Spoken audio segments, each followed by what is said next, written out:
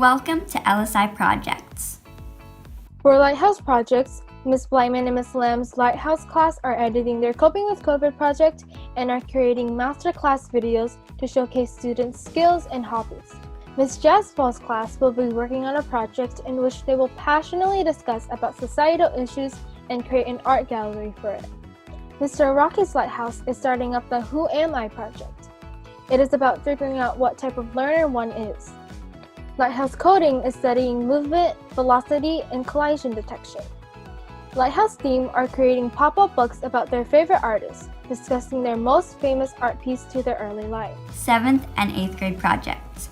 World Arts is creating choose your own adventure narratives with several different paths for their Kickin' It Old School project. The 7th grade science project Cellviver will go over things like energy and matter, and more specifically food chains and ecosystems. Both Math 7 and Math 7-8 will be learning about volume, surface area, and unit cost in their new space-themed unit. The U.S. Narrative is reading James Dashner's dystopian novel, The Maze Runner, for their project Governing the Glade. After learning about government and the elements of a dystopia, students will combine this knowledge to create their own societies within stories. In 8th grade science, the students have finished up the learning part of Crash Test Mania and will hold a competition for the best cars. Their current project revolves around genetics and superheroes, and they'll learn about things like genes, chromosomes, and cell division. Math 8 is learning about angles by picking an area on the globe and creating a mock episode of the show Diners, Drive-Ins, and Dives. Math 8-9 is exploring functions through different scenarios. We hope you enjoyed taking a look at this month's projects. Welcome to the second month of 2021. Today, we are bringing you some facts about a different type of New Year, Lunar New Year. Although it's commonly known as Lunar New Year's, it has other names such as the Spring Festival or Thet. Red envelopes containing money are given to children, family members, and friends as a symbol of fortune. Whenever Lunar New Year passes by, the animal zodiac changes. This year, the animal zodiac is the ox. Lunar New Year doesn't have a set date each year since it is based on the cycle of the moon. The date for this year is today, February 12th. We wish you a happy Lunar New Year's. Bye! Valentine's Day is coming up, so here are some things you can do. You can bake something with your friends and family, or you can watch a movie with your friends and family over Zoom. You can play games with your friends. Some multiplayer games we recommend are Minecraft and Among Us. You can write and mail your friend a letter, or you can just call your friends and catch up. Have a wonderful break and stay safe. Presenting wholesome news. Down in Balongo, Portugal, the authorities are turning old washing machines into decorated homes for street cats. These strays already have a caregiver to give them food and such, supported by the capture, sterilize, return method, ensuring that the cat population is under control.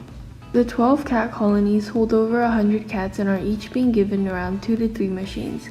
However, they are still in the need of the machines, requesting around 50 this year.